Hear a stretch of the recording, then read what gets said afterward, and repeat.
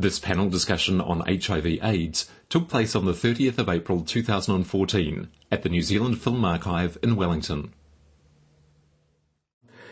It's now my pleasure to introduce Carl Greenwood. Carl is the chair for this evening. Carl is worked for many years in HIV AIDS in that area, currently the General Manager at the Drugs and Health Development Project, and prior to that was at the New Zealand AIDS Foundation. So Carl is going to introduce our wonderful panel. Thanks, Gareth. Thanks for organising tonight. And yes, I'm Carl Greenwood, and Drugs Health and Development Project, I run the 5 needle exchanges in the lower half of the North Island, so still in the prevention area for HIV, but more around Hep C for the community I work for now. New Zealand's has a really good example of actually if you tackle a problem at the beginning, you can actually make some good inroads. So in 1987 they changed the law to allow needle and syringe regulations, and the first needle exchange opened in 1988 in Palmerston North, and luckily we've been able to get the message out, and people generally in New Zealand don't share needles, and we've managed to keep HIV out of the community, even though Hep C's huge.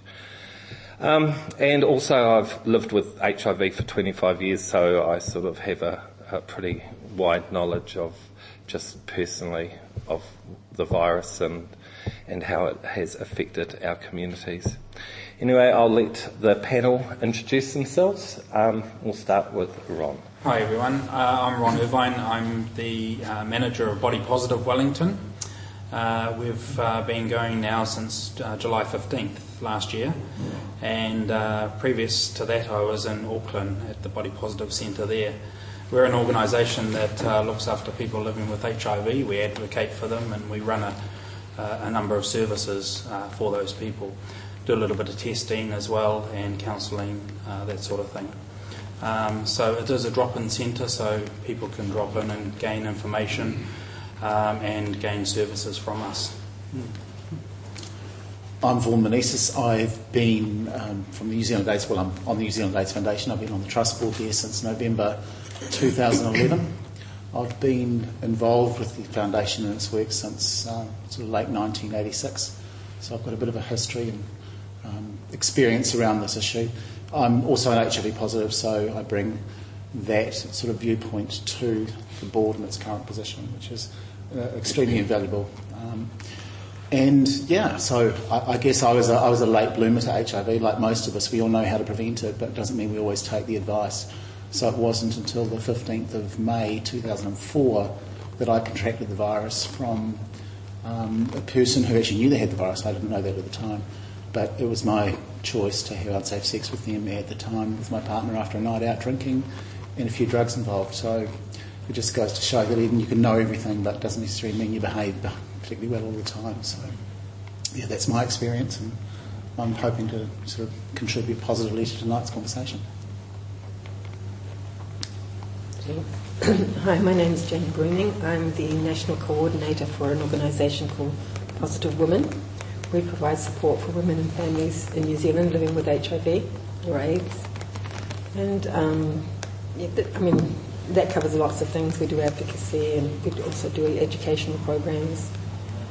And basically support. But I've also been living with HIV for 26 years now. So again, we've got quite an experienced panel here on HIV. Thank you. Tēnā koutou katoa, nā mihi nui ki a koutou kua tai mai nei ki tēnei ropu whakawhiti kōrero mō tēnei pō, nō reira tēnei te mihi ki a koutou. Just see my auntie walk in the room. Kia ora, auntie, for coming. Kia ora. Yes, my name is Marama Pala, and I just realised, you guys are in my rohe. This is where I come from. I'm Te Atiawa ki Pona ki Waikanai, so I'm supposed to be welcoming you guys. So haere mai. Oh my, haere mai. But currently I work and live in the Waikato, but definitely my whānau are from here. My mahi is in an organisation called INA, which is for Māori, Indigenous and South Pacific, and it's a foundation. But it seemed I have a lot of hats there, and one of them is the co-chair of the International Indigenous Working Group on HIV and AIDS, which is international, has 11 countries. And I'm also a board of director member of ICASO, which is the International Council of AIDS Organisations, based in Toronto. So there's my 3 hats. But I also, our organisation does the same things as Body Positive and Positive Women, with a bit of a Māori twist, and we do a lot of whānau ora. Nō reira, tēnā koutou katoa. Thanks, Marama. Hi, I'm Nigel Raymond. I'm an infectious disease physician at Wellington Hospital, and so as well as HIV work in other general infectious disease areas and also in general medicine. I started off when I was doing my registrar training in Christchurch in the 1980s, when first folks started to return often from the States to New Zealand, and then worked in Waikato, where I was in Auckland, and worked in Atlanta in the States in the beginning of the 1990s, 4 years when there was a lot of sort of AIDS era, and then I've been back in Wellington since 1996, so just over 4 years. So we have a relatively small department in Wellington Hospital with 2 other part-time Māori physicians as well as myself, and James at the back there, who's probably the crux of our service, with and others who are involved in help as well. So there are about 300 people that would follow through the service. It's a pleasure to be here, thank you, and I'm looking forward to learning from other people as well. Thank you, panel. That was great. So tonight we've decided to split this into 4 sections. We're going to do a segment on stigma, media, support and education, and wellness. Stigma, eh? It's probably one of the most difficult things we have to deal with as positive people. It's absolutely rife. And I'm going to pass it over to the panel to comment on stigma. I imagine you've all got stories or examples. I certainly have. You've got the talking stick. Stigma, yeah. Well, just like the gentleman there in the hospital, my ex-partner had a similar situation in Auckland Hospital, and that was probably 15 years ago. And it was a really tough time because people would come in and say, why do we have to put gowns on? And I remember there was a little red dot, and if there was a red dot on your name tag, that meant that you were HIV positive. And again, that was putting us into something that, if people knew about that, it would identify us. And we've certainly come a long way since those times, for sure. But I think we've really got a long way to go.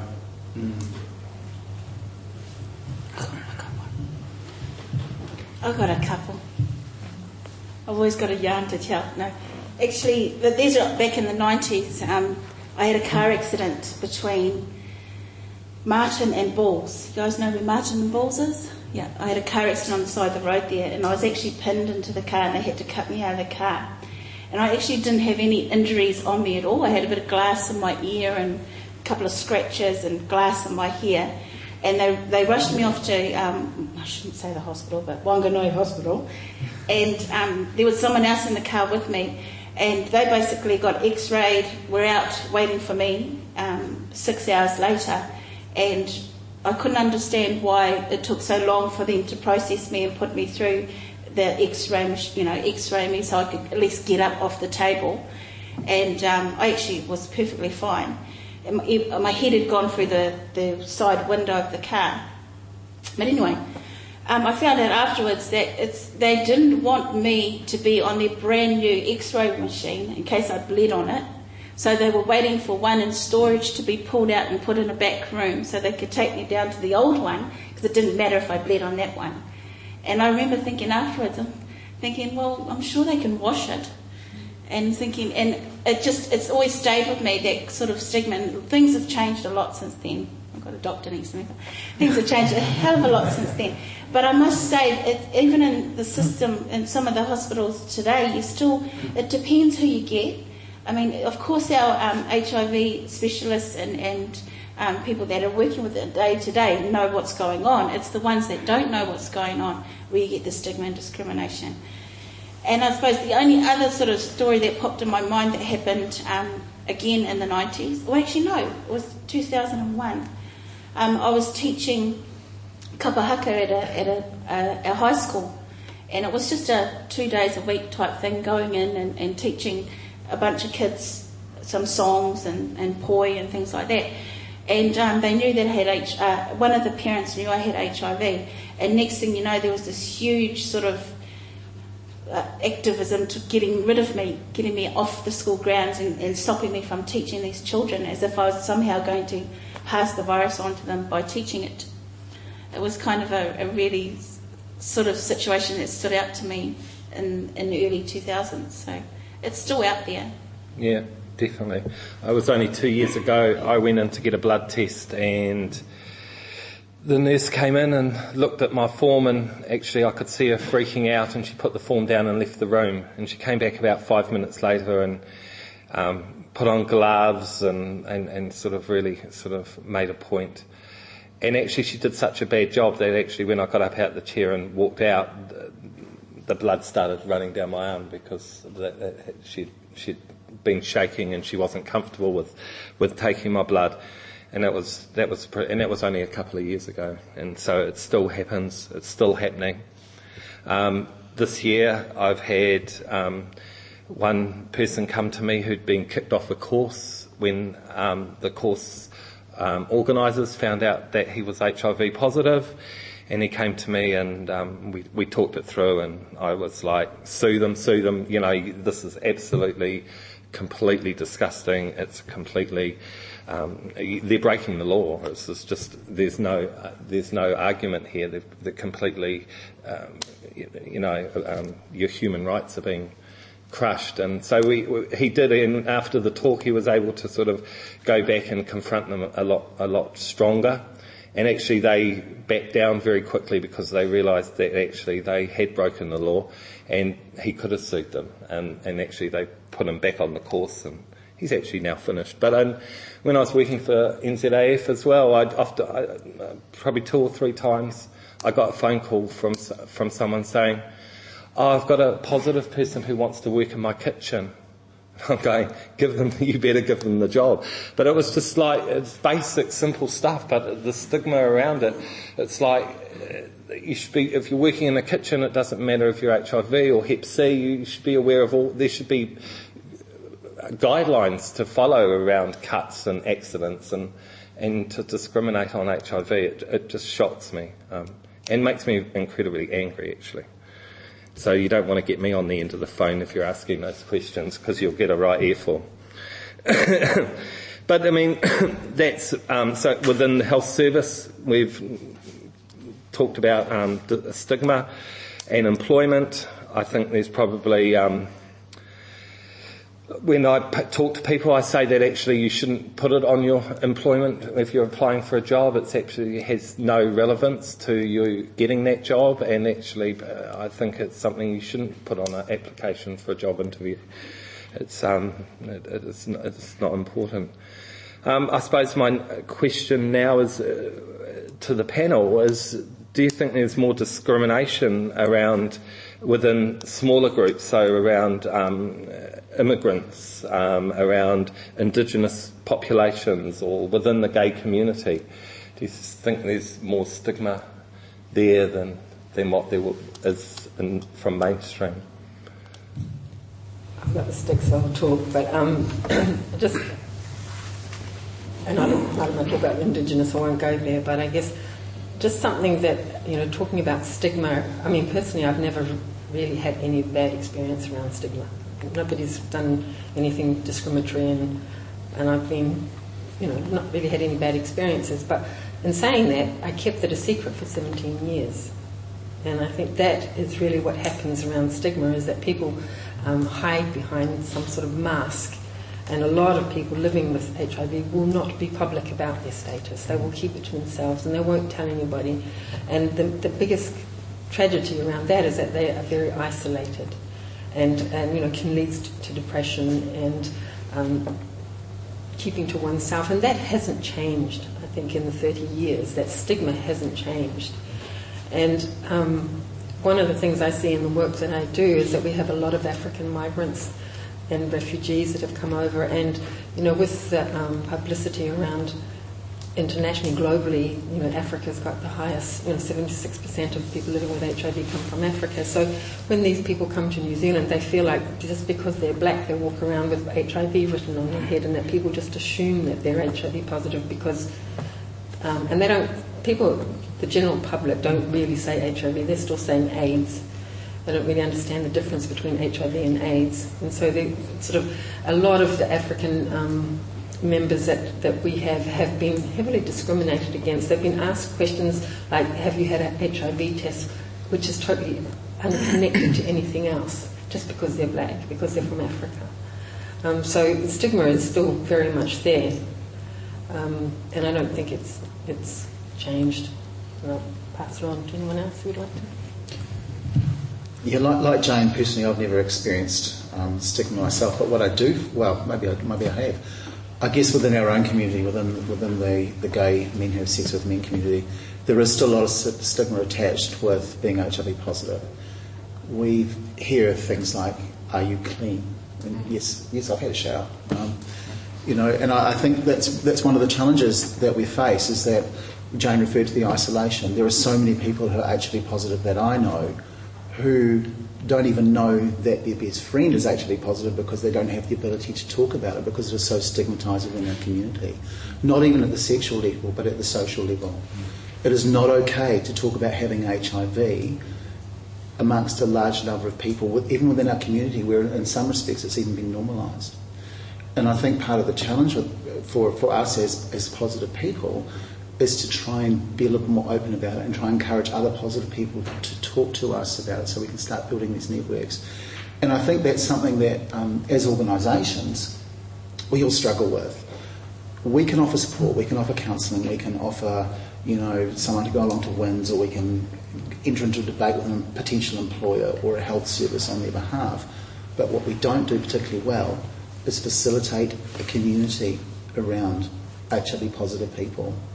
We, as organisations, are often seen as the place you go when you've got a problem with being HIV, but there are a significant number of people out there with HIV who feel isolated, who have depression, who their lives are okay, their health is all right, they're muddling along, but they're incredibly isolated. And they're isolated because we don't talk about it in positive terms.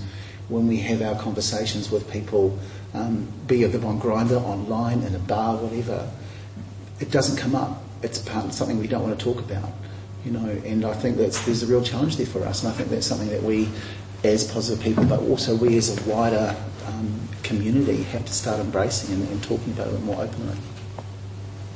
Sorry, can I just add something too? Just something that adds on to stigma is something that's, I don't know if you've heard of this terminology of internalised stigma or self-stigma. And often what happens then is that people living with HIV take on all of those external attitudes and actually believe it about themselves. And I guess from my perspective, my partner and I finished 20 years ago, and I have not been in another relationship since then. And that's purely because I don't have the confidence to get into a new relationship because I've got HIV. And even though I work in the field and I'm out about my status, and I just don't have the confidence to go into a relationship because I feel that I'll be coming into a relationship if they're not positive at a lower level. You know, I'm going to be the one that something's wrong with that person. So, and that happens. That's my experience of it, and it's an experience that I have heard from a lot of other people as well. Is this internalized stigma where they feel dirty, they feel bad about themselves, and it attacks their own self-esteem, and that's what we call an internalized stigma. Thanks, Jane. I can talk from personal experience. With when I was diagnosed, it was pretty public, and I found that my entire community, my marae, my whānau hapu iwi, all found out at the same time I did that I had HIV, and the instant sort of reaction was I couldn't cook in the kitchen at the marae, I couldn't do the dishes, I couldn't touch anything. I was dangerous. There was something wrong with me. Don't drink. Wasn't allowed to, share cups or bottles of drinks, and I think the internal stigma stuff for me was that I was so afraid of the judgment that I would get from my own people that I withdrew completely. And the funny thing was the people that actually held me up when I did withdraw were the gay community, were men from the gay community, and the Māori Takatapui community were there for me. There was my uncle, Rex Perenara, who was around way back, and he'd started a Māori organisation. It was all those guys that helped me with my diagnosis, even though I wasn't gay. And in a way, I was a minority as a woman, Māori, and HIV positive. I had all these sort of marginalised things put on me, and that was 1993. But since then, I've really made it my sort of life cause to keep educating and talking, and I do a lot of sort of talks with my community or around Māori communities around Aotearoa, and one of the things that I found kind of crosses over is the Takatapui and the HIV thing crossing over into what I'm doing, in the sense of that there's still a lot of denial around it, and there's still a lot of stigma associated just with being Takatapui, yet it's actually part of the whānau. Like everyone has Takatapui in their whānau. Everyone has a cousin or a whawhawhine or a whakawahine transgender member in our family, and I thought about it going back for years in history. I had uncles, lots of uncles that we didn't even think about twice, and I think it's for me, and I've said it, and you can quote me, I've said it in other articles as well, is that there is a form of sort of a thought process, introduced stigma that I call it, where our people have gone through these stages of colonisation over years, and religion, and I'm not just talking about Māori, I'm talking about Pacific Island migrants, all sorts of things, where religion has really changed the way that people think, and it has sort of distanced themselves from who their people are, from dangers of things like HIV, because it's sort of like, oh, that'll never happen to me, it's those people over there's problem. And so what I'm talking about is that when I go into the communities, it's actually peeling back all those layers of stigma and discrimination, getting to, who we were as a people at the core, and then coming back to, well, this is what can happen to your bokopuna, your grandchild. They're most definitely Takatapui, and they're going to go out in the world. If they don't know anything about looking after themselves, this is a real risk to them.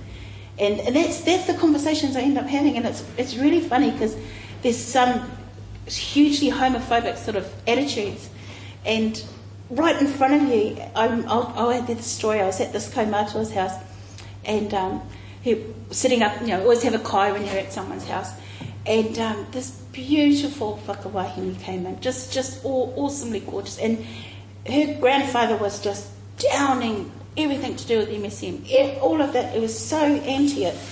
And then an obvious transgender walked in the room and served us this beautiful meal. And I was looking at him, and he went, oh, he's all right. And I just realised that's the kind of difference. it's like, yes, for the talking sort of, they'll say what they think they're supposed to say, but on a real level, if it is in their whānau, they're completely loving and accepting, and it's just part of the process.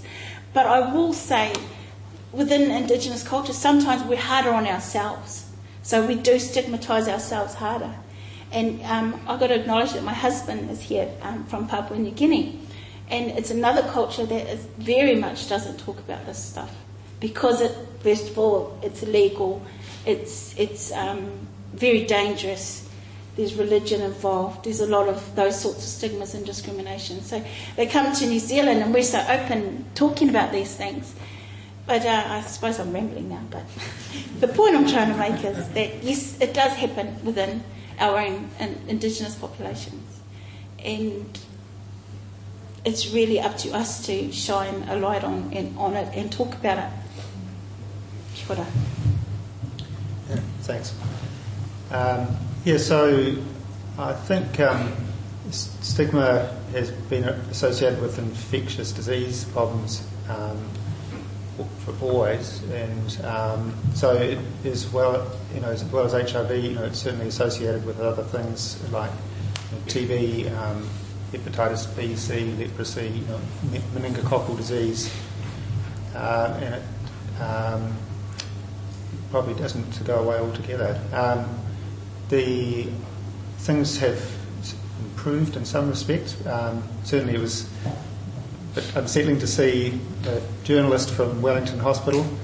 I wasn't quite sure why he would be in respiratory isolation. I wondered whether because of being so... I don't know anything about his circumstances, but I wondered whether they might have been worried about TB or something else like that at the same time, so far as the masks went, but it's hard to know. It was kind of reassuring to see that they had the old Wellington Hospital building that had been knocked down, so hopefully things have moved on. We have some things. I think we don't. The way that people's notes are kept and things are really mainstreamed much more than they were. So we don't really have separate charts or anything like that anymore. People are looked after. We are in a general clinic. They were talking about the needle stick accidents, and we have there are setups for blood and body fluid exposures, which really help to protect people where there is a real problem, but defuse the whole thing where it could get out of proportion. So those types of things are arrangements help to deal with some of the things around the story around the policemen and the people where there was concern around around possible exposure. And I think there is probably a lot more knowledge that that there needs to be the exposure risk, for example, with cutaneous exposure, intact skin, is really less than 0.3 in 1,000, and so that people, I think there's increased knowledge just how low the risk is even with actual blood exposures, and I think one of the things that may be a factor as well is in some respects as HIV's kind of become a chronic condition and less in the public eye, then a lot of clinicians or public don't really see much about it. So it may be some of the things which we have changed and improved treatments really aren't known about. That's one thing. I think that the comments about employment, moving away from the health sector, I think the employment area, I think we've certainly seen people who have disclosed about their HIV, applying for a number of jobs, and been told that they'll be called back and never have. I suspect that employers may ask people specific health diagnoses too often, really, when I think that they probably really only need to know whether a health condition affects the person's ability to do a job, and so it's a functional thing rather than a diagnosis, I think. that's been easier to manage in the health sector, where we have occupational health physicians who can see people, and if they've got HIV or hepatitis B, and there are certainly nurses and doctors who have got all of those at Wellington Hospital, and so they, would have arrangements around whether there were particular things that they couldn't do, which for the large part is really in the hospital setting would be involvement in major surgery as a doctor. So for nurses that probably wouldn't occur much.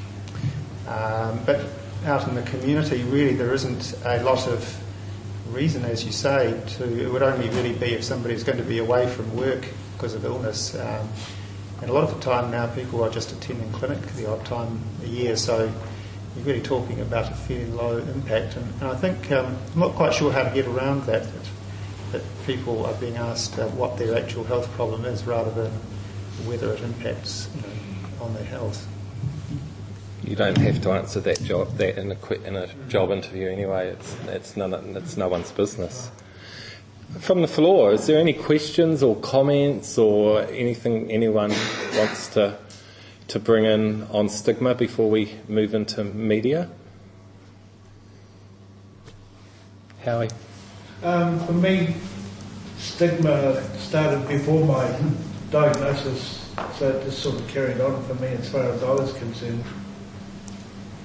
But in a lot of areas, in a lot of areas of my life, it made it worse, especially in trying to find employment. Up to even to this day, if the employer asks me my health status and I say, why is that important? And I says, I don't have to answer that. And they says, well, you're not getting the job. And that's been the response from an employer every time I've had a job interview. I shouldn't even be asking the question, but yeah, I can believe it. And as I said, I told them I don't have to tell you my status, my health status. And then they just turn around and say, well, we won't give you the job. It's not a lot you can do with that. No, exactly. Thanks, Howie. Yeah. Sometimes in that situation we tried to see whether GPs will sometimes do a note to say that somebody's got a chronic health problem, and that will mean that they might be, to give it a rough idea of that they might be away from work, whatever it might be, perhaps, rather than. I think that's not an easy thing to do, but to be honest, but I think perhaps saying that somebody has a health problem, but without saying what it is, but perhaps then the GP might have some role in advising the extent that might impact on a person's ability to do a job. But I think that's a difficult one to sort out. Thanks, Nigel.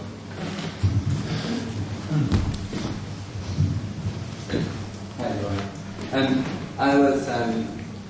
I totally agree with what Jane and Vaughan was saying about stigma, and I've got friends who are positive who won't go near a support organisation for fear of being exposed. I recently heard of someone in Auckland who seroconverted they became aware of their status that they were positive, and within no time at all it was right around the community, and not in a particularly positive way. There's so many innuendos, but it went right around, and it's shit. And we don't talk about it we don't talk about people seroconverting in a positive way. Anyway, it's really fucked up, that part. So I'm sitting here trying to think of what's the solution, and I don't have one.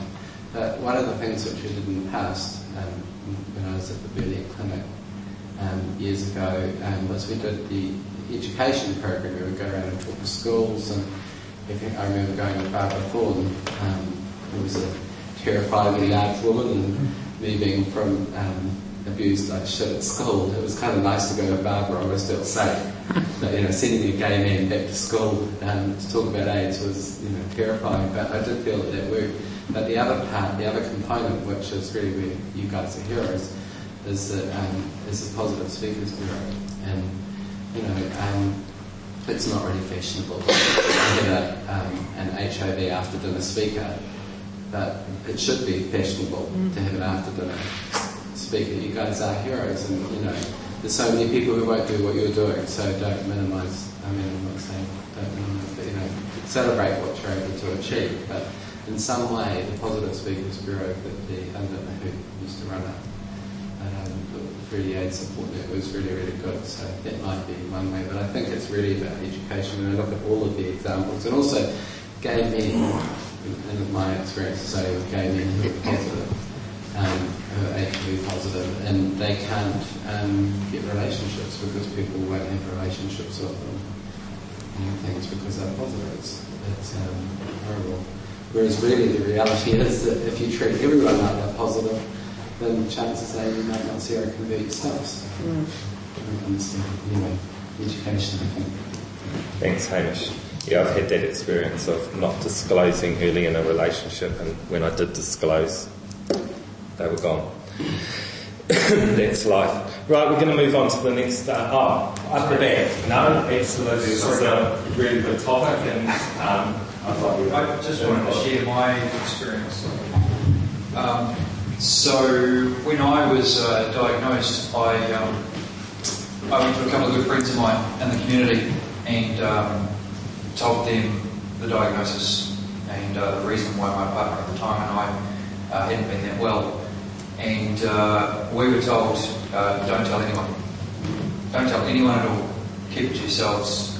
And I was a little bit confused, probably for a couple of weeks, as to why that would be the case. And I understood, obviously, there would be some effects from people knowing and potentially treating me differently. But I sort of took it the other way, and I, within a couple of weeks, advised my employer of the diagnosis, and he was concerned. So I took it as an educational opportunity to tell him what the effects were going to be on his business. And in the end, ended up talking to the board of directors as to the effects on the business, which in essence was nil. But I guess the one thing that I did is sort of took it upon myself to educate people that didn't know. And I was lucky that I had people like Carl that helped me through that process so that I had the information that I could pass on to those that didn't have the information. And I guess that's just my sort of 2 cents and advice to other people was, don't bottle it up. Actually, let's start educating the community about the effects that it has on the community, and that is nil, to be honest. Thanks, Dion. But it does take a strong character to be so upfront, and I would say you're in the minority, not in the majority. Most people actually see idiots and actually give themselves a hard time, and internalised stigma is very much something that we have to deal with. And I think it really, when you get a positive diagnosis, it can quite often really affect your self-esteem and your own sense of well-being. Carl. Yeah, I was just going to say, I think that a lot of people who have done that, I've talked to, have had a similar positive experience that most people in family, when they find out, are supportive. But one option is to leave that possibility open for a little while after you've got your head around it to start with, telling everybody right at the very beginning is one option, be more open and educating and finding that most people are decent, that it can be at the next step. So I've actually worked as a patient advocate in the States at an HIV clinic, and one of the things I'm curious about is, I think stigma usually relates to the way that we talk about HIV, and particularly to people who may not have somebody who's HIV positive in their immediate circle. So one of the things that I found is that, at least in the States, HIV is one of the few sexually transmitted diseases that's pathologized regularly in speech. And there's not really a good way, or at least widely known way, of talking about it positively or in a way that's accessible to people who don't really understand it. So I'm curious from the panel members whether you have any suggestions or ways that you can talk about HIV in a more accessible or positive manner. I suppose coming from an employment point of view, I think we're starting to get into the last topic a little bit actually. It's around the legalities of things. And at this current time in New Zealand, there's no legal requirement to disclose. When it comes to you offering to educate and disclose yourself, of course, you've got to weigh up the pros and cons of that. You've got to look at both sides of that. And most people, especially Jane can attest to this as well, that we've known through, say, organisations like Positive Women, is that it's actually been quite positive. There hasn't been any really bad sort of thing. And I think we started tonight's session and we're sort of going back, it's about 30 years of HIV, I suppose. And I think when we're getting up to like where we are now, where it's actually becoming a lot easier to talk about, mainly because the death sentence is off the plate. So it's not hanging over our heads as the possibility anymore. The other side, though, like talking about pros and cons, is that it's still really hard for women to disclose because of the partner issue and because the men do run for the hills. And I think, that's where if we got onto the criminalisation of HIV, which is on the agenda, that's what I mean, we're swapping over a bit, we start looking at those sorts of issues. For women, it's a huge thing because there are a lot of women that don't disclose and with their sexual partners because they don't feel they need to at this stage. Where was I going with that? To expect everybody to come out and speak openly about their status is really asking a lot because there still was a lot of negative sort of, what do you call it? Flat back of that. And I'm still getting it after having no time private, I've been open 21 years and I'm still getting it. I still get the parents of other people's children sort of not wanting their kids to play with my kids. I still get very subtle things. And I suppose what it's taught me is that I can't control how everybody thinks. I can't change the world all by myself, even though I try.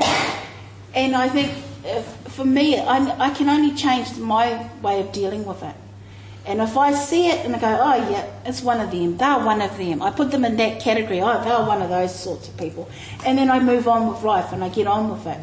And I think the thing that I want to teach my children is to be the same way. It's none of my business what anyone else thinks of me. It's also, though, I do say to people, you don't have to disclose when you're applying for a job.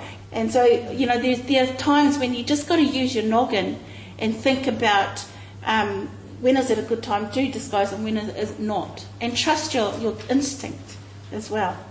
So should we go to media? Well, just one thing I wanted to say about that was I think one of the challenges that we have, particularly as a gay community, is that it wasn't so long ago that gay equalled AIDS in the Western world.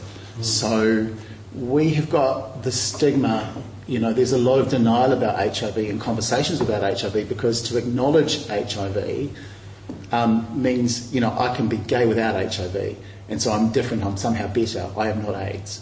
And I think there's a real big fundamental difference, particularly in the gay community and why there's a lot of denial and why there's a lot of people not want to talk about it openly because to actually openly acknowledge that actually it is really a big deal for us at the moment. You know, in New Zealand we're about 1 in 20. In Australia, out gay men, it's about 28%, I think, in some cities. You know, I think part of the challenge, I mean, it's not that much better in some parts of the States. I think it's about 32 up in San Francisco. So when you want to define and build a community and build your strength around it and have equality and have equal rights and be seen as human, sometimes in a community we want to be seen as not being AIDS. We want to be seen as being equal, and somehow part of the challenge with us as HIV positive people is to be seen as not less equal, you know. And so I think, you know, that is, you ask a perfectly pertinent question. I think that is our challenge. It is our challenge to try and have these discussions so that we can engage positive people within our own community positively, but we just don't. Thanks, Vaughan. Next. Jim.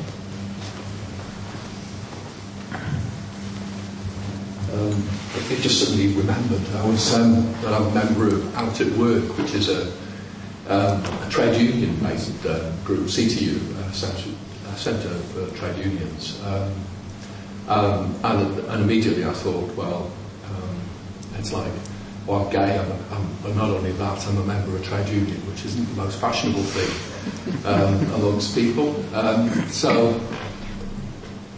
And also, being gay in the trade union movement isn't the most fashionable thing either. But there is a group you can go to try and work through the trade union movement.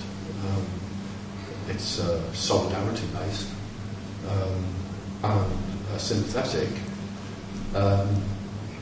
And I think recently been very concerned with matters of gender and move to try and get people who aren't straightforwardly male or female to get rights for people in that situation.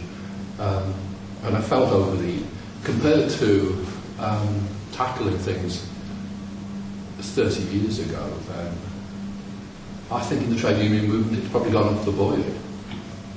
It shouldn't have, but for various reasons, and it's been displaced, plus the fact that people are leaving unions rather than joining at times as well. So I've rambled on a bit to think about that, but there is a sort of niche, there is a place to go, and it is something to think about, definitely for me. Yeah, and you're right, it has gone off the boil.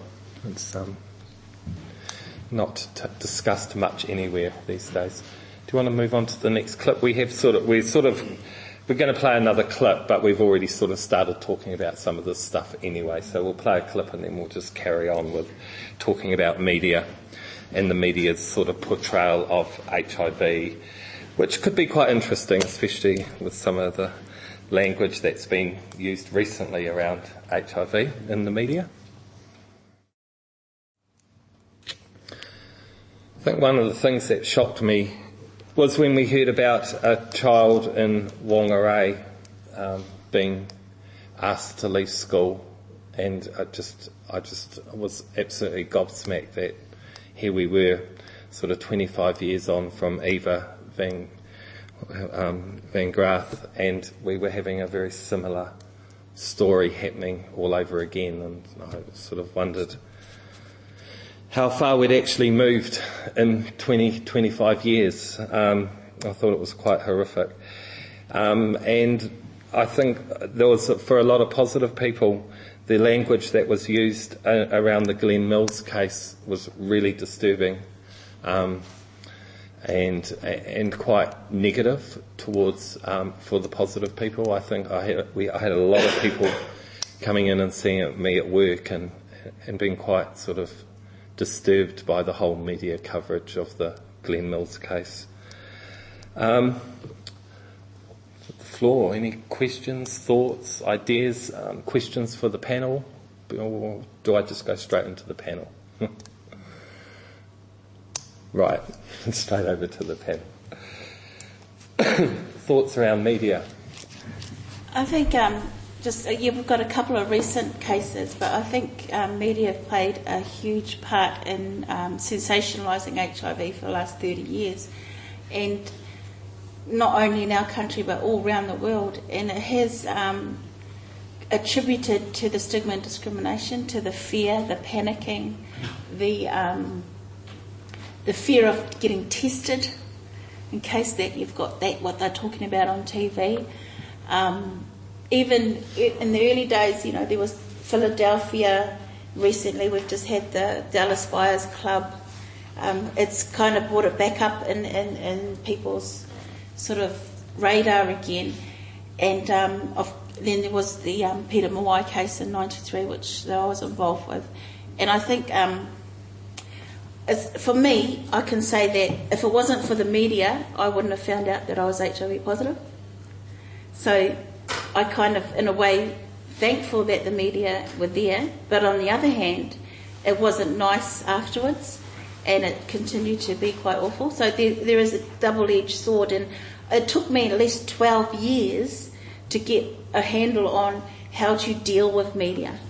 And I think now it's about us as positive people actually taking control of it and making sure that whatever's printed about us is with us first, and we approve of it. The sensationalism, those stories that came out about Glenn Mills and the young boy up in Whangarei, I mean, it brings it to the people's attention again, because, of course, it's sensationalism. It's the media wanting to sell papers. It's people wanting to switch over and watch that TV program because this is happening. It doesn't do us any favours because it still makes us look dirty, makes us look like we've got something that, we should be splattered all over the news about. I find that it's how you deal with the media while you're doing it. It's really learning, and Public Speakers Bureau training is very good in that sense, is that it has a component of media in there and how to work with media, because media will twist your words. I've had them do it to me. I've had whole articles written about me that was completely untrue, and I've had Paul Holmes rubbishing me on when he was alive years ago on the radio. So I've seen two sides of it. I think we need to also use our brains and realise that not everything we read is, there was media today, that was a bit sensationalist for a lot of people in the HIV sector over the years. And I thought, well, here they go again, they put AIDS in the same sentence as some other kind of abusive situation, which again makes us all look bad again, even though it's got nothing to do with HIV. It's filtering what's real and what isn't, and that's the hard challenge. And again, it takes more people that are living with HIV to speak up about it for that to happen.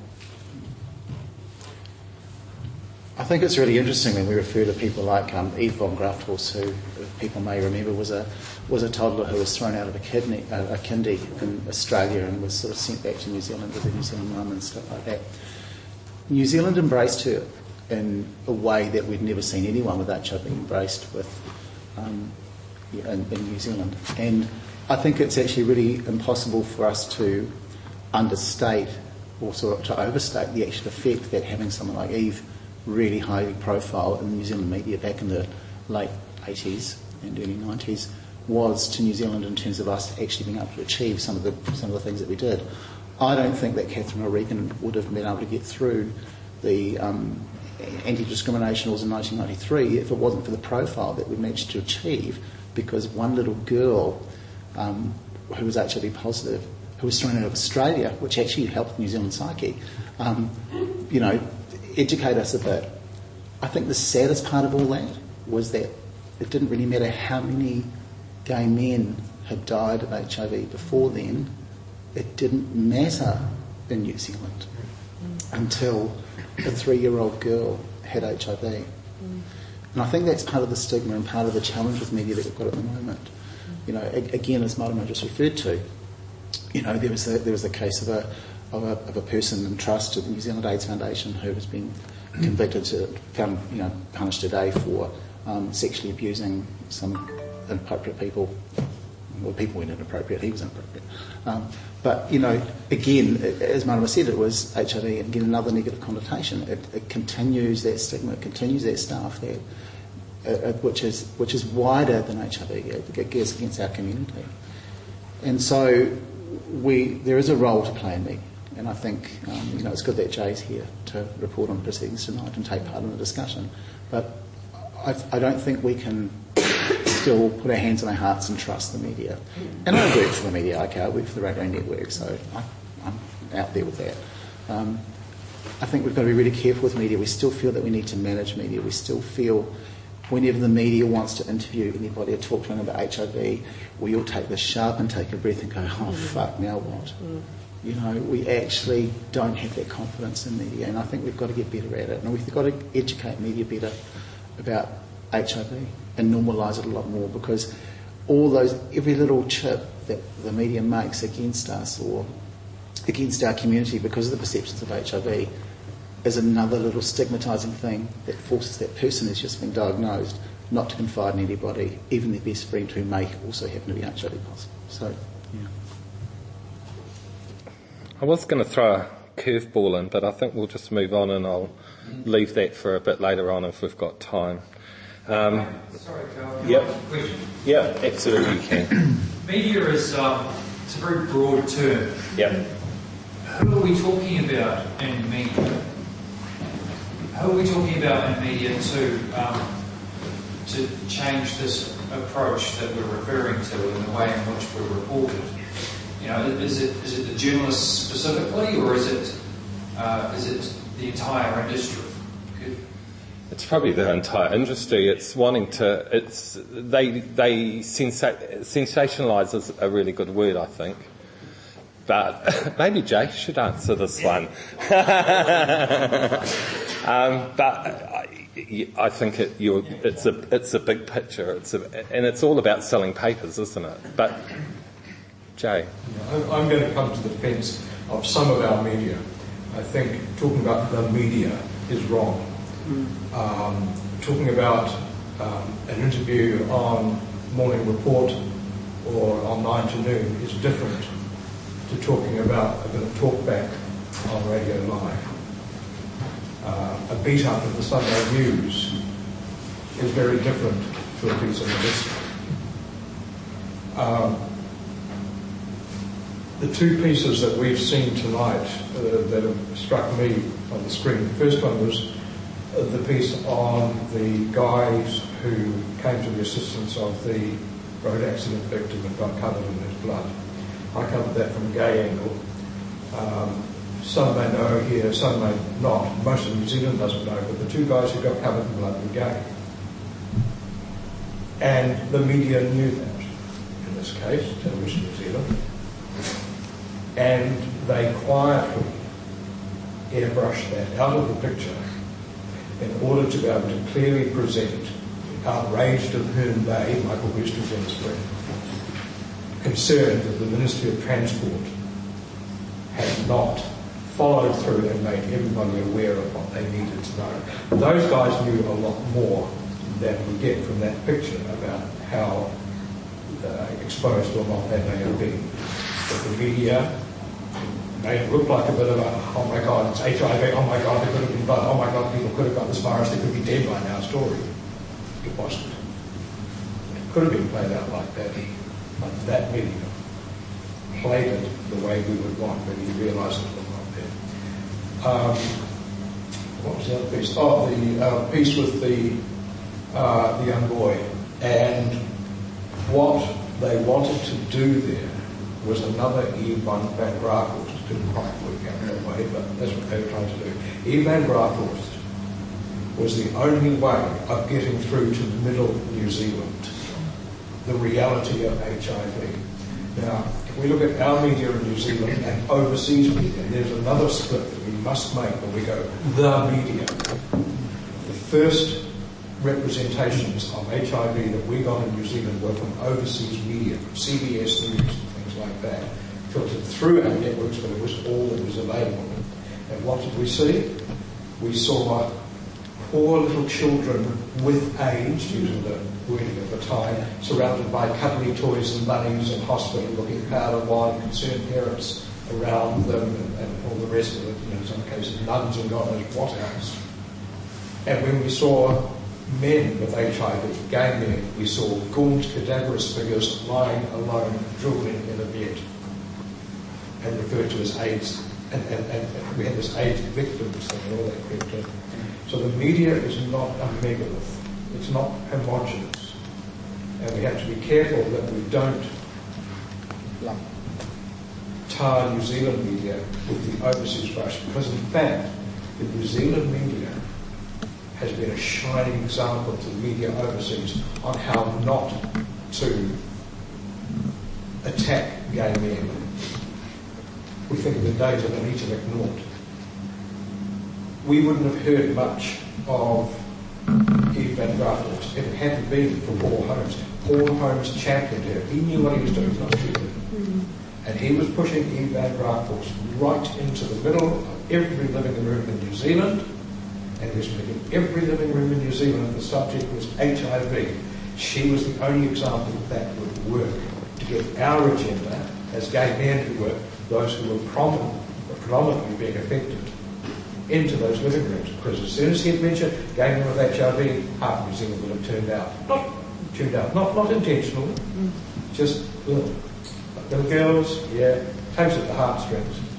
So I think we have to be careful before we ascribe very black and white and self-serving attitudes in the media, because often there's a backstory that you do not see, because if you saw the backstory, the story would be different and it wouldn't serve our purposes so well. Thanks, Dan. Did that help answer your question, Dan? Which was exactly what John Campbell did with the whangarei boy thing. He actually knew there was a lot more to the story behind it all, but he did the story one night, and then I was interviewed the night after, and there was a lot more to that story. But his motivation that he told me was he thinks that HIV needs to be in the media more. Yes.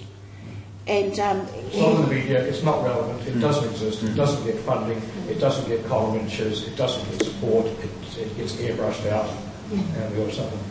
So so there's positives to that as well.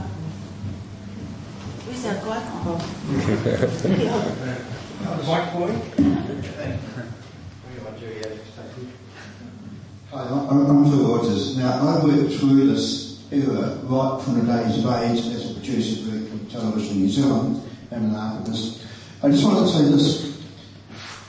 I managed to direct that program you saw Bill Southwood in was one of the first we did that actually touched the subject. It was taboo. We had I should know. We had a producer in Television New Zealand at the time, I should mention his name, dear old Mark Westland, who suffered one of the first AIDS sufferers in New Zealand. He continued working. It was tragic to see at the time because no one understood. He walked around like a zombie, but he could walk into the television studio and still direct the program. It took a lot of understanding from a lot of people. I did the first program on suicide in New Zealand. It was tragic, it was hard to get on, but the point of the program was not about suicide, about teen suicide, was about how to support it, how to get the information out there and make people aware. Now, I think you're now living in an era where the mass media of television has now been completely diluted. When we put a program on, it went to the whole of New Zealand. The television audiences are dropping, so whatever message you give is not getting across the great mass.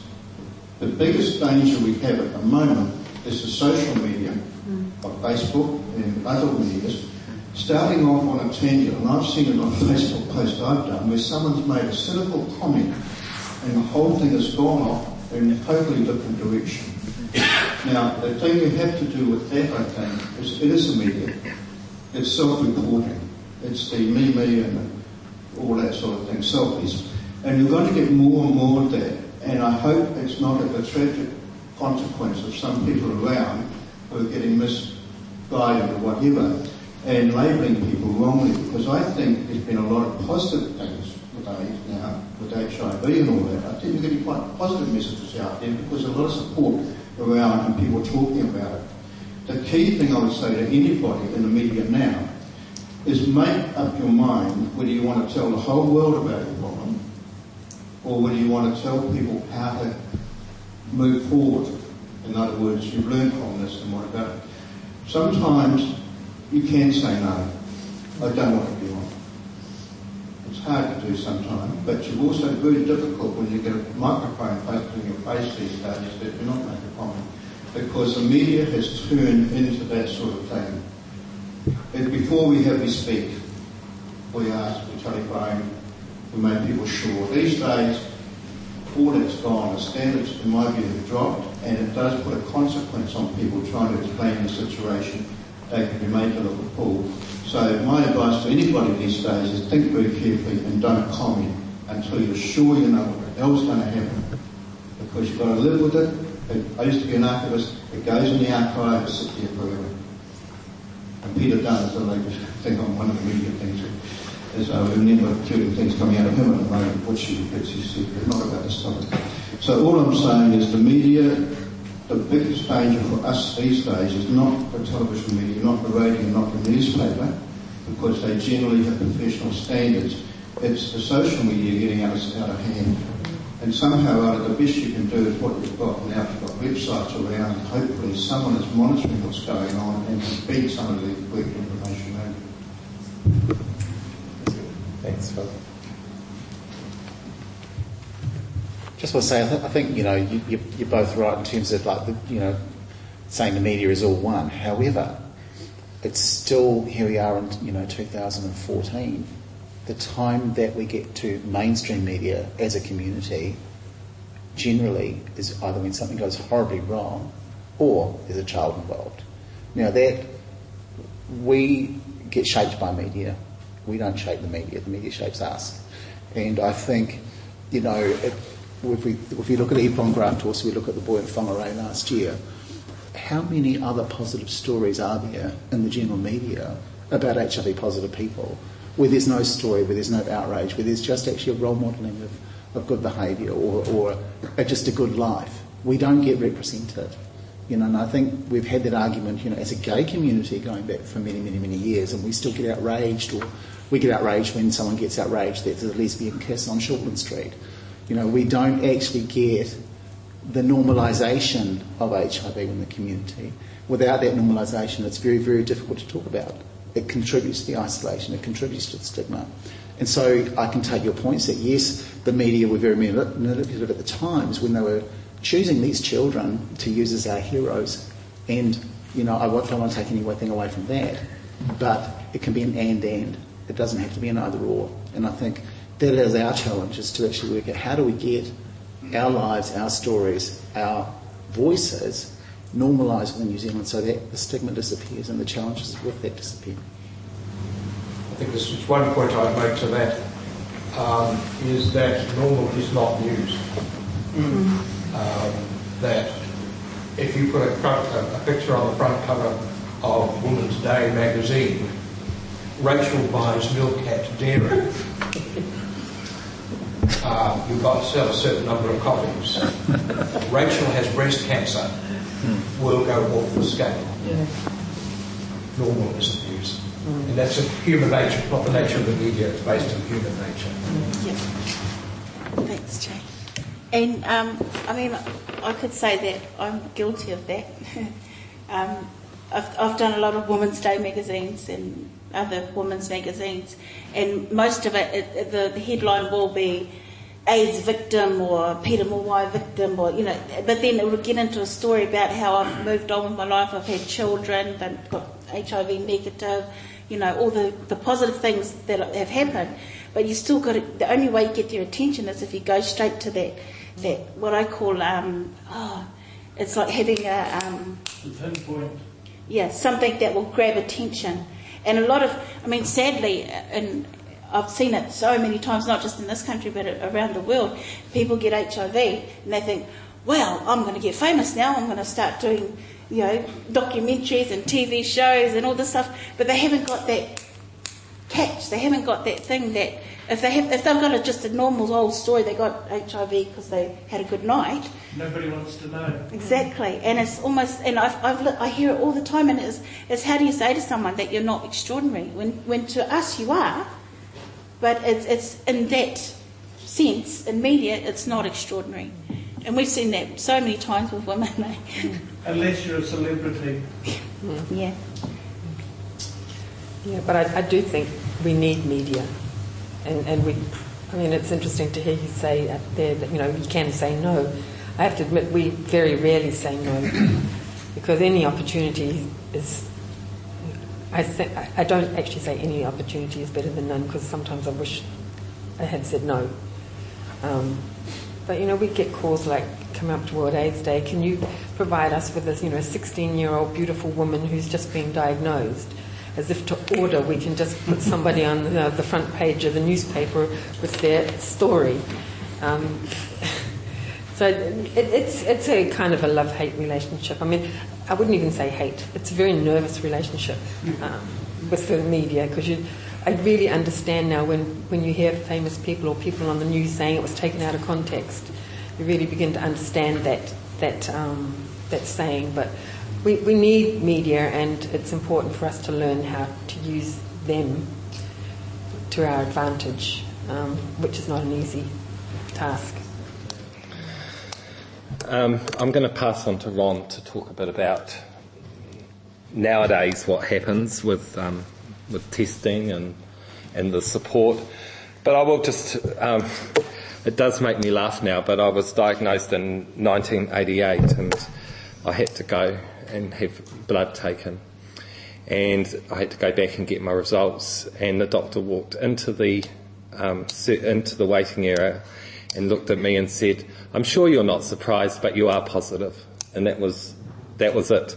And he went back to his office and I walked out. Thank goodness it isn't still like that. Yes, I've heard of actually one of my good friends, a lot of you will know, who died several years ago, was Michael Hay, and he was in Rotorua when he got told over the phone from his GP that he had AIDS.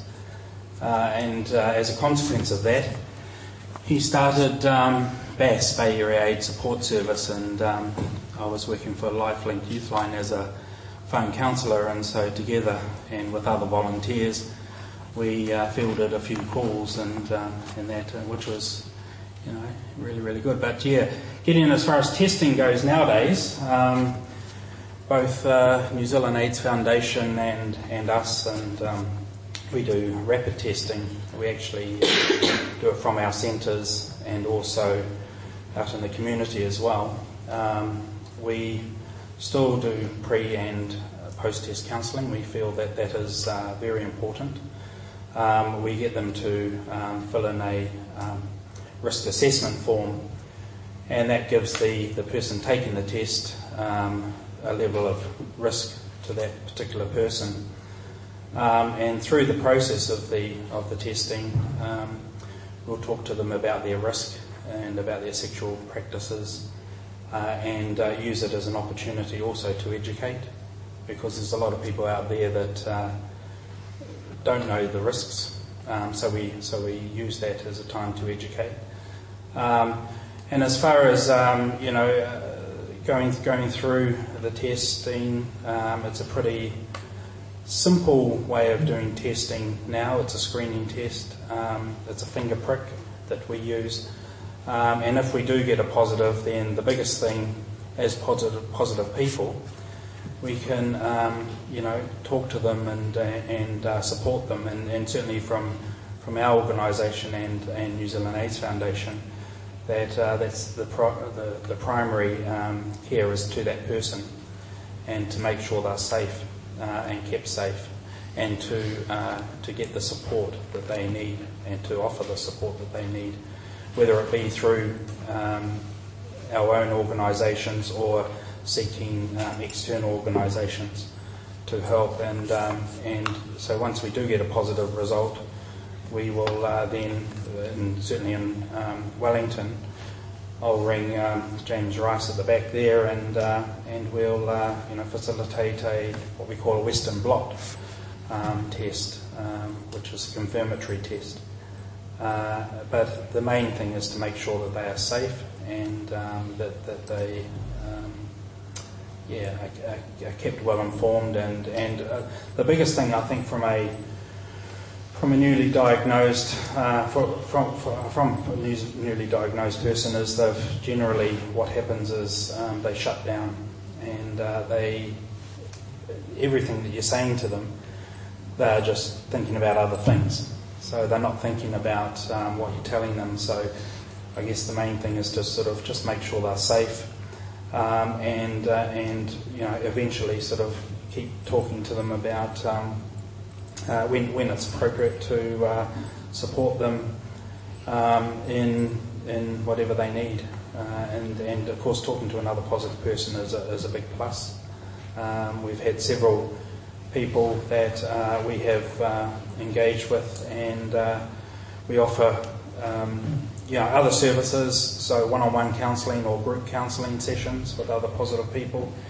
And of course the journey that a positive person has gone through is very powerful to a newly diagnosed person, because you can tell them your story and you can show them that, hey, you're no longer going to die of this virus. In fact, I think you'll back me up, Nigel, that we had a specialist come out from Australia and said a positive person's life expectancy against a negative person is actually, as far as men go, is greater, because we get to go to the doctor once every 6 months or once a year, and we get our blood pressure taken, and we get our doctor touch us and check us all over and do all the normal stuff.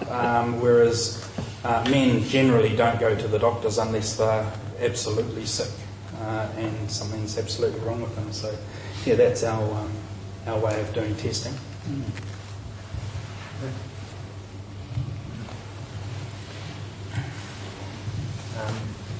Just in terms of your question there, I think it's hard to crystal ball gaze exactly, but I do think that I hope you don't mind when we hassle about people stopping smoking incessantly and things like that, because those things do make a big difference, and I think some of the day-to-day things like that, simple things like blood pressure control, will make a big difference for people with HIV, and sometimes if they're being attended to rather than neglected, that will make a positive difference. I think, so the counselling is obviously, when in the 80s, when there was no effective treatment, there was quite a lot of consideration about whether to get tested at all, because it came with so much bad news. But now that treatment is, not perfect, but very effective, then it really is important that more people are diagnosed, and I think so. The counselling shouldn't go the other way. Ron was describing where there's no counselling at all, but it needs to be somewhere balanced so that more testing is done, because at the moment still half of people who are diagnosed roughly too late, and we want there to be earlier diagnosis and more extensive diagnosis of people who don't know that they're affected.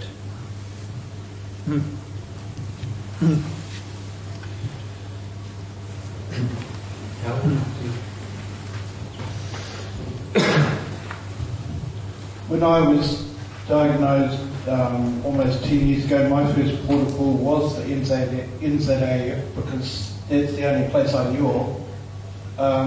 And then I moved on to the body positive group, which both have been very helpful to me to even get as far as I have today.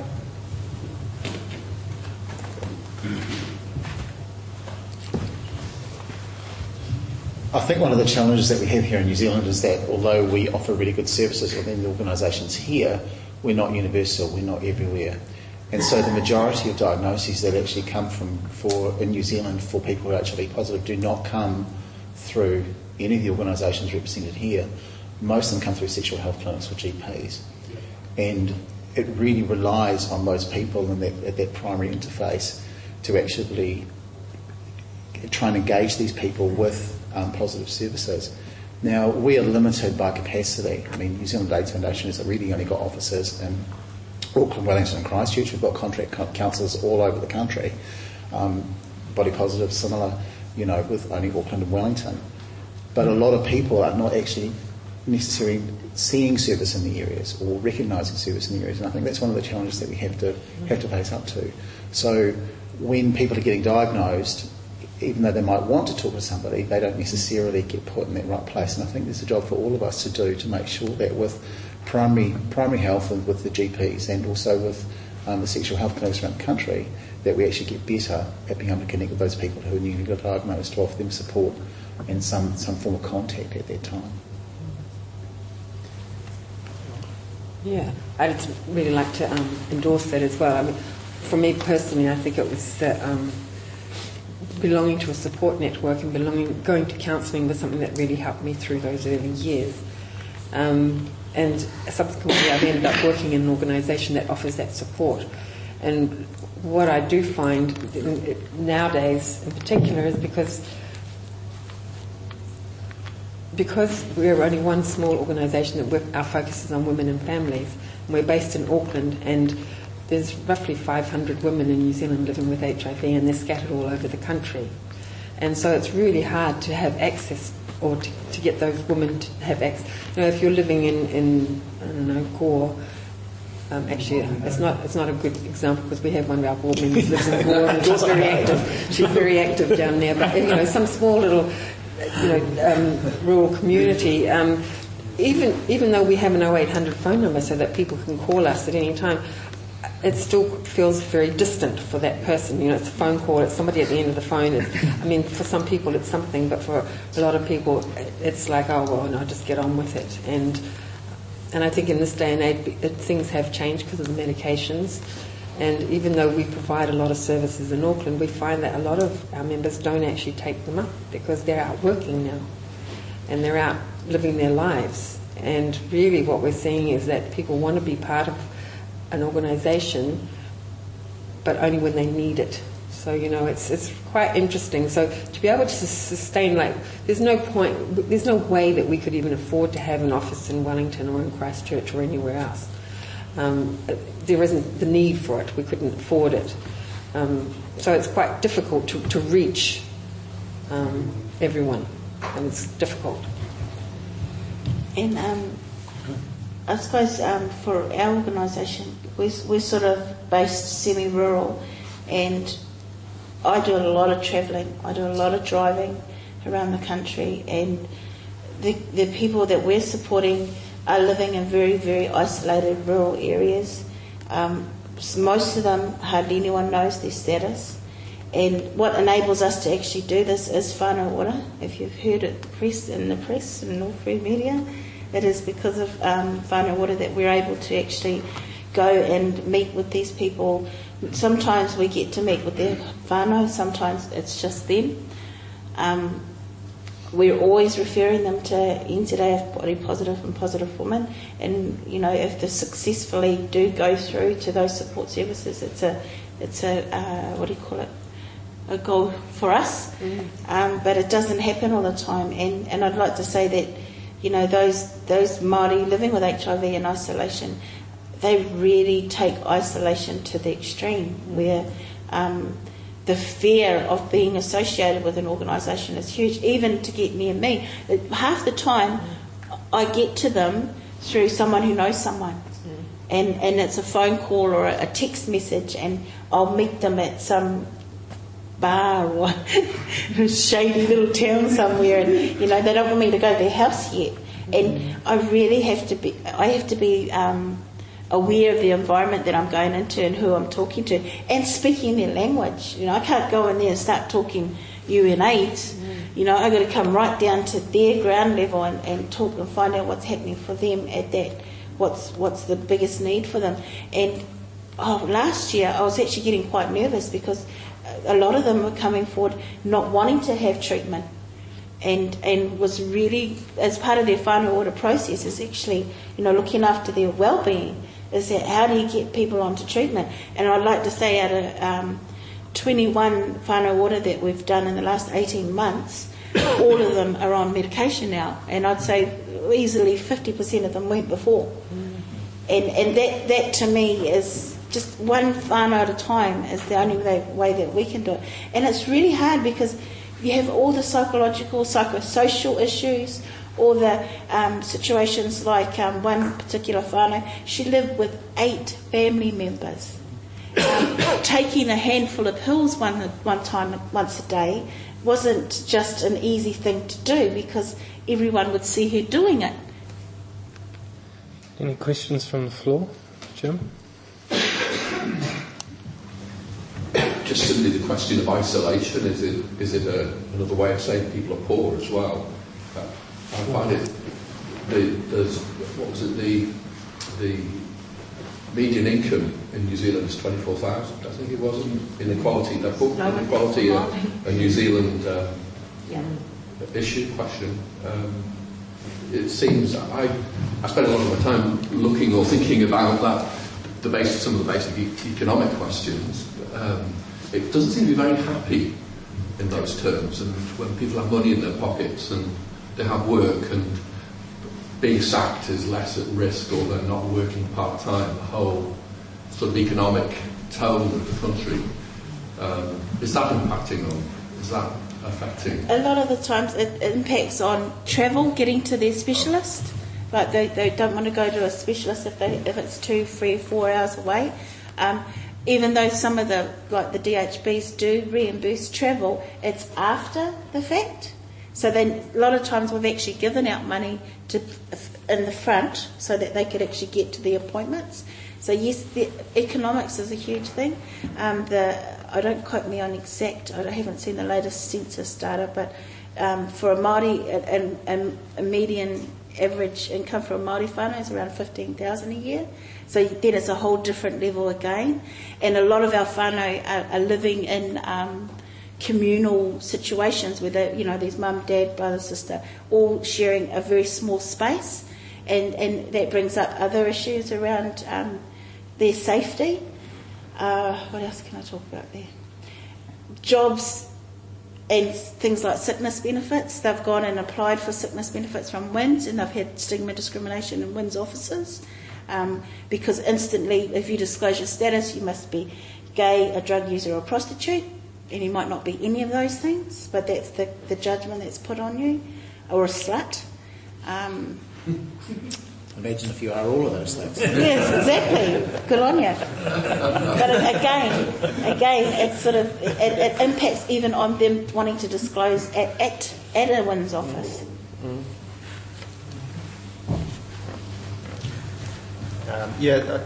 Isolation definitely, you're talking about, definitely is an issue for some people, particularly some of the immigrants, who are tested through immigration testing.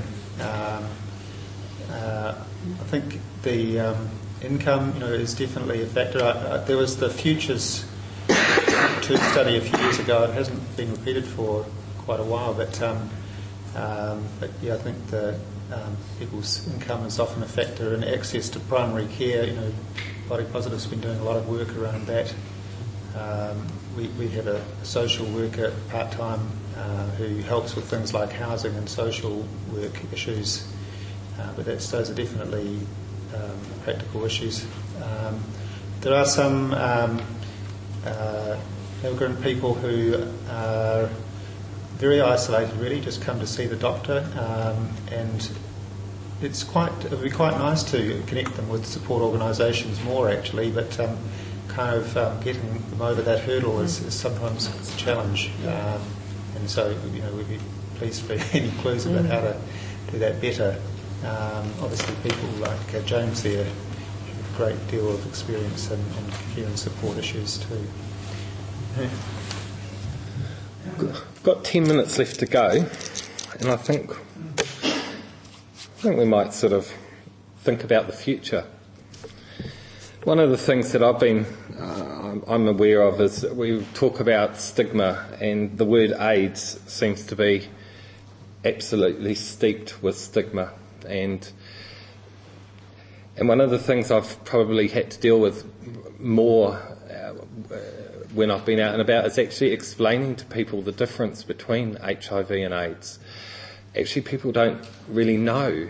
It was really funny. I hope you don't mind, Gareth, but Gareth and I were talking last Thursday, and it's really simple, but actually surprised Gareth a little bit that actually I had an AIDS diagnosis back in '98, and then by 1999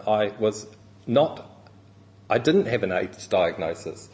And actually people still get very confused around HIV and AIDS. And actually in the West we're almost entering a post-AIDS era. Yes, we are getting people who are presenting with AIDS, but they shouldn't be. They should have been tested before, and they shouldn't be getting to that point. The Terence Higgins Trust have actually dropped the words AIDS. They don't use it anymore. They use the word, they have HIV and progressive HIV. So you're HIV positive, and if you do get really sick, then they'll use the term progressive HIV. Part of that was to deal with the stigma that AIDS, the word AIDS, it's dealing with that stigma, and so they don't use it anymore. And the argument is that really people in the West, I have to say because it's not global, but really in the West people actually really die of an AIDS-related illness. They might die of there might be a complication around HIV. But actually, it's not often that you're going to get people dying of AIDS. So I think that's thoughts from the panel on terminology. Do you think we should be dropping AIDS? Do you think we should be more clear around what's the difference between HIV and AIDS? Do you also have that experience of people mixing the two up quite regularly? I mean, I could quite often get, oh, you're an AIDS person, and it's like, actually I'm not. I'm HIV positive. I don't have AIDS. So, yes, excellent. At the end, Nigel. It certainly is that AIDS isn't the predominant issue anymore. It won't be gone, but it's really, when it was the 80s and the early 90s when it was the predominant issue. The issue is more about other health care support and some of the other issues that you've talked about. So in that sense it makes sense to not talk about AIDS as much, or to talk about us being in a different era where it's not the prime issue anymore. I'm going to put on two hats. My first hat is from an Indigenous worldview. We are still rating quite highly in the AIDS, being diagnosed at AIDS stage. Māori, Pacific, and Indigenous. I'm talking about Western world. I think a lot of the times is again around health access to testing, health disparities, not really knowing what illnesses are, and being in situations where there aren't doctors that can say, oh, that might be an AIDS-related illness or not. Those sorts of things can happen. That's one thing. Also, we're seeing a lot, not just in New Zealand, but in Australia and Canada, we're seeing a lot of Indigenous people just choosing to have AIDS, to actually not take medication, to actually, like I said before, let it go its gauntlet, I suppose. And some of them, I have a really good friend, an Aboriginal friend, who is quite proud to say that she's got AIDS and that she's never actually got a CD4 above the level that takes her out of an AIDS diagnosis. So there's a way of claiming it and making it a positive thing as well. I don't think we're ready to eliminate it yet. And I mean, it would be nice to think so in a New Zealand context, but we have an epidemic in the Pacific Islands. We have numbers going up in Australia. I don't think we're at that stage where we can say it's over yet. They haven't got the cure yet. So I'd like to be hopeful. However, on a personal level, I always say I'm HIV positive and educate on what AIDS is. I've never had an AIDS-related illness. I've never been anywhere near the AIDS numbers to have AIDS. But I do get a lot of how can 2 HIV positive people have HIV negative children? You know, that's the kind of questions I get. People really can't understand how that medically, biologically happens. So, I mean, I use it as an example to explain it. Yeah, I just think just because something doesn't sound nice, you shouldn't get rid of it. I mean, it doesn't make it go away. It's still there. And I think globally, AIDS is there. There's thousands, millions of people dying, every year with AIDS-related illness. It's still there. So I think it would be inappropriate to get rid of the word. I guess, just because you don't like the connotations, I think it's better to educate, and I think we would be looking to do that. And I guess looking to the future, I mean, for the last 3 years I've actually worked as the Asia Pacific NGO representative on the UNAIDS board, and they're now doing their future plans and looking at 2020. I mean, they're talking now that there won't be a UNAIDS because HIV will become another STI and will be incorporated into general health and general sexual health, and it won't be a standalone. So the fact that people are not dying, and in the future, the more people that get access to medications, people won't be dying, and we won't be seeing so many people with AIDS. I think it will reduce, and I think we will see quite a different picture in the next 20 years. Some goods, there's good to that, but I also personally, I guess, feel that HIV is quite different to a lot of the other STIs, and I do feel that it needs a little bit more attention, and it needs to be a standalone. That's my opinion, which means nothing.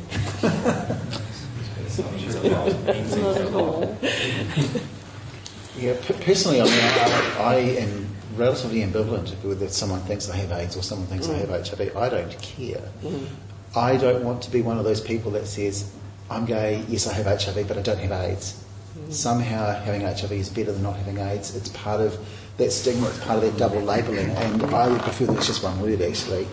A funny story, I had a friend of mine I was meeting for lunch the other week, and she texted me to say, she's got cancer. She texted me to say, I'm sorry, I'm running late, I've got cancer. I said, well, I've got AIDS, I've still made it on time. I think we've got to be a little bit not too precious about the language. I think the points are really well made that it doesn't really matter where you are on the continuum of this virus. We have this virus that is going to affect our lives one way or the other. I don't really care where it crosses one definition into another, and that will vary from country to country. I mean, we're already, whether the CD4 count is 200, 100, 400, 500, it really doesn't matter. In a westernised world, we're probably heading towards the point where, within time, the treatment diagnosis will, in terms of access to treatment, will be decided between the clinician and the patient. It won't actually be decided by an arbitrary number that's picked out of the year that someone else decides. So I would rather there was just one word for it, because we are all in the same boat. And so that's where I sit on it. So sweet. Robin. Yeah, I would just like to see HIV, to be honest. Just from the point of view that AIDS was an old term. Well, it's. I mean, I hear what the panel is saying about overseas and in the Pacific and that, but in New Zealand, it's HIV that is happening predominantly, and AIDS to me is an old thing, and I just sort of feel that when people call me, oh, you've got AIDS or you've got HIV, I feel that HIV is a more nicer word, because it's true. It's true. Whereas I don't have AIDS, and that's maybe that's just my feeling anyway. That's what I sort of feel. AIDS to me is a long time ago. That's me. Jay? I have a tendency to agree with Jane.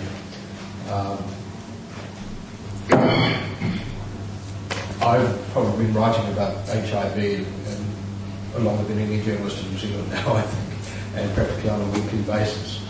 And in the last few years, I've had to struggle with how I write up HIV, because I had 2 or 3 different audiences. We had 2 different audiences here. We had people with HIV, and we had people without HIV. And the situation is different for both.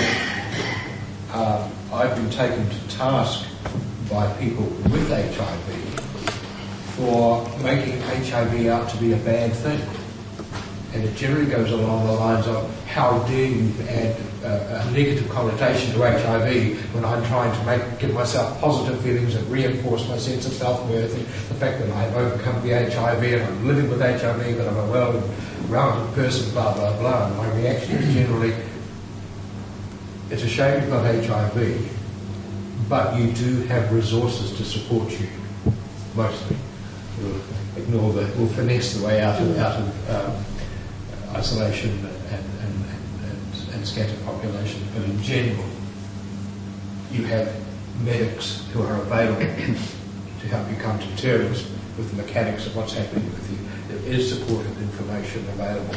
People without HIV are the ones in our gay community who are in danger of getting it.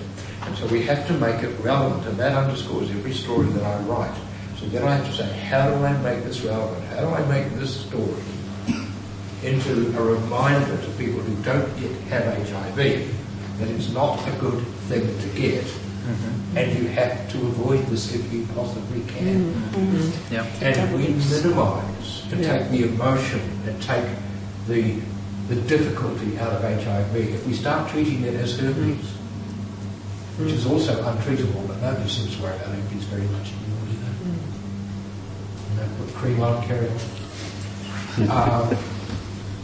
If we minimise HIV just because because AIDS is old-fashioned, or because it's not quite technically correct anymore, or because it's not quite so relevant, we take away one of the most potent words we have of grabbing people by the balls and saying HIV could affect you really badly.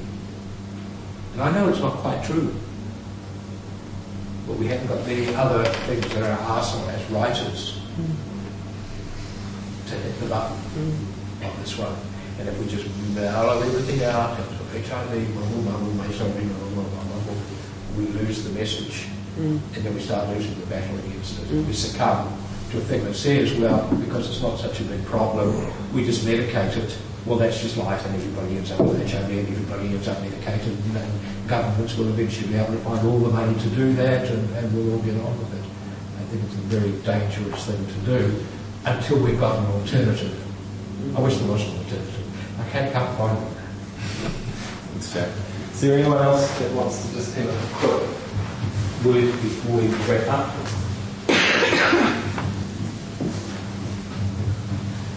I guess I'm in support of both views. I'd like to see at some point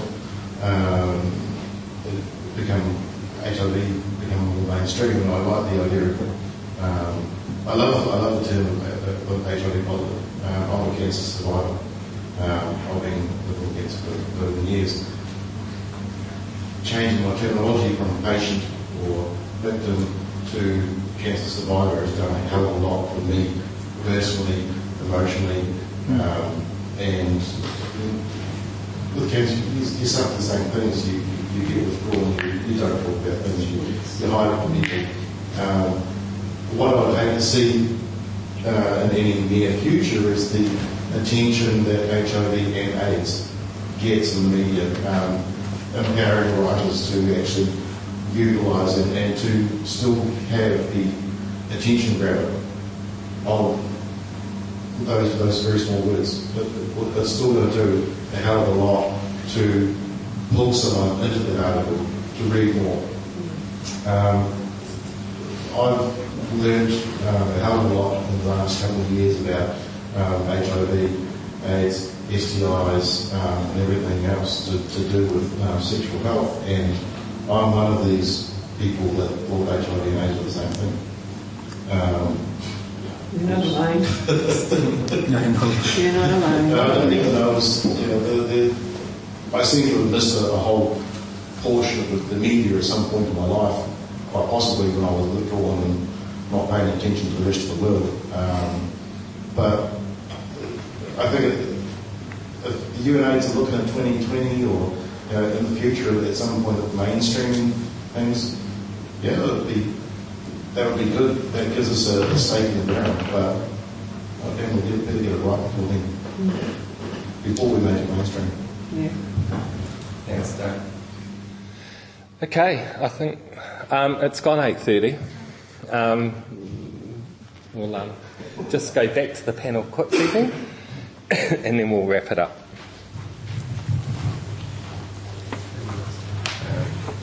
Yeah, I think it's important trying to have a sort of a balance between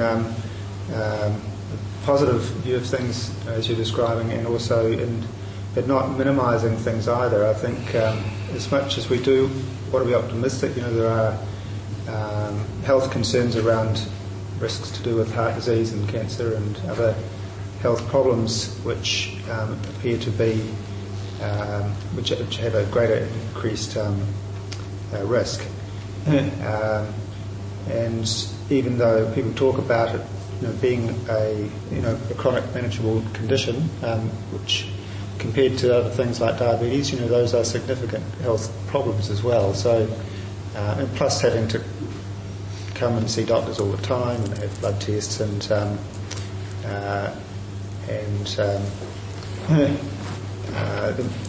the other aspects, the subtle, psychological effects of being positive that it's important not to minimise. And I think the challenges around prevention and having to keep up the efforts there, are going to clearly be important.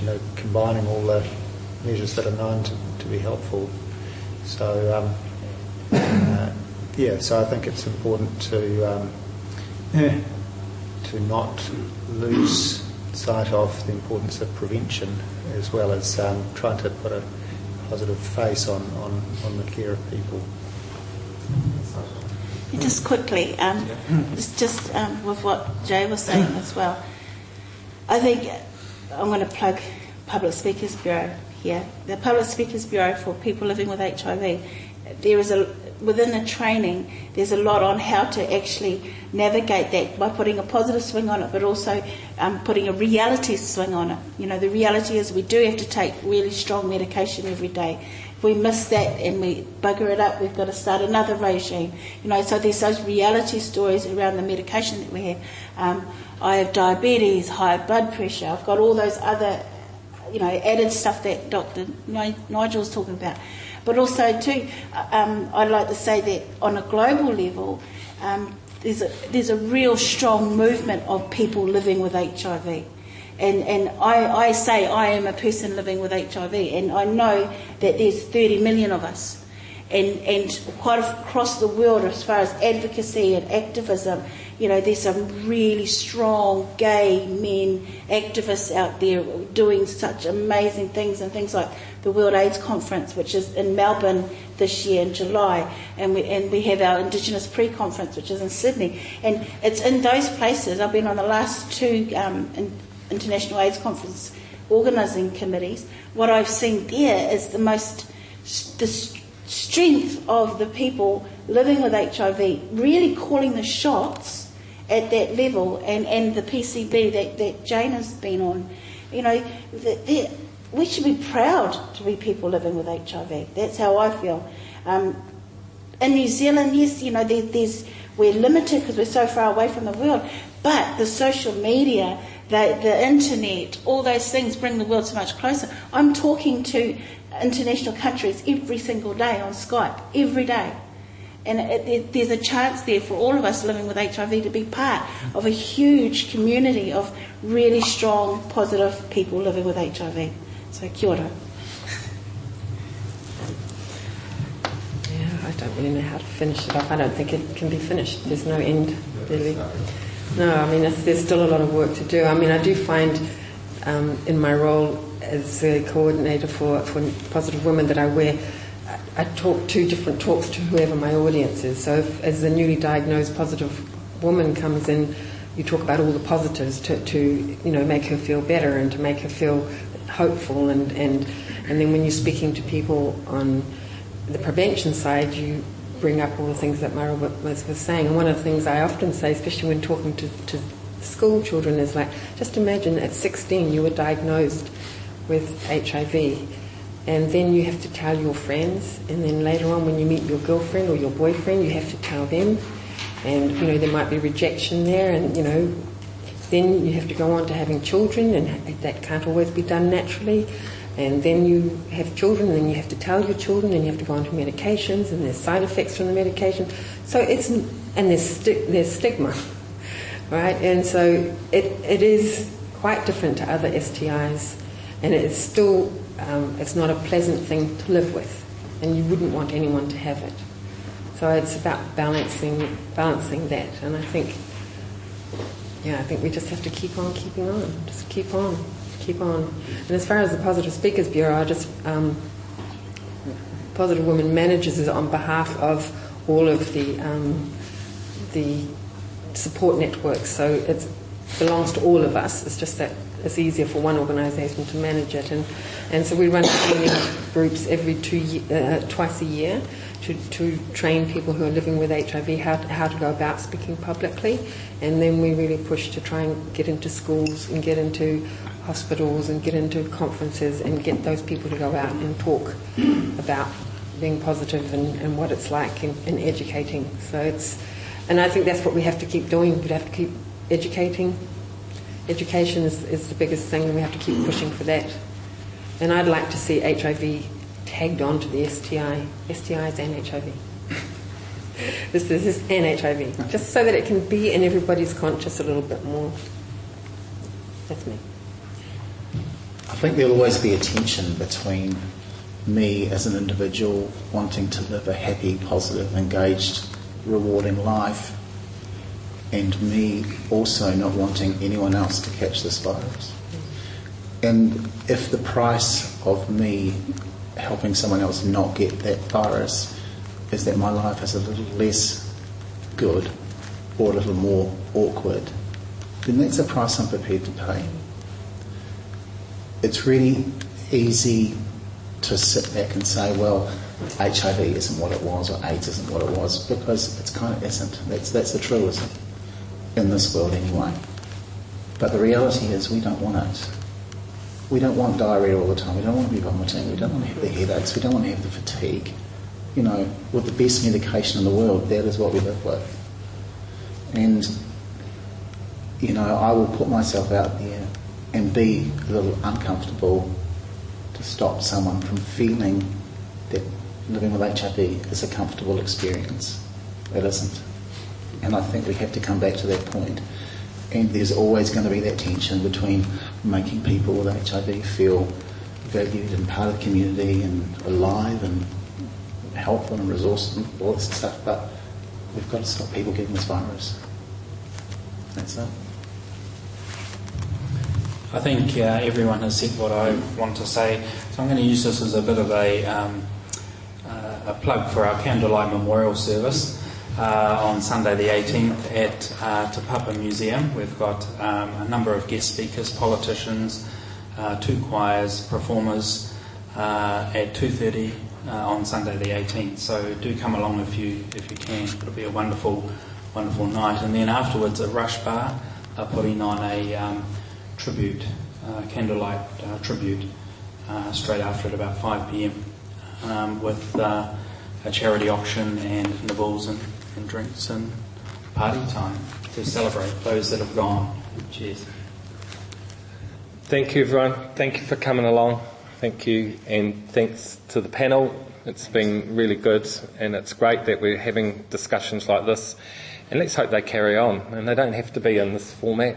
Have them at your dinner parties and have these discussions around the table and over coffee. And it's it ain't going away. You're absolutely right. We're going to have to live with HIV and AIDS for the unforeseeable future, and we need to be talking and preventing the spread of it. Thanks, everyone. Cheers.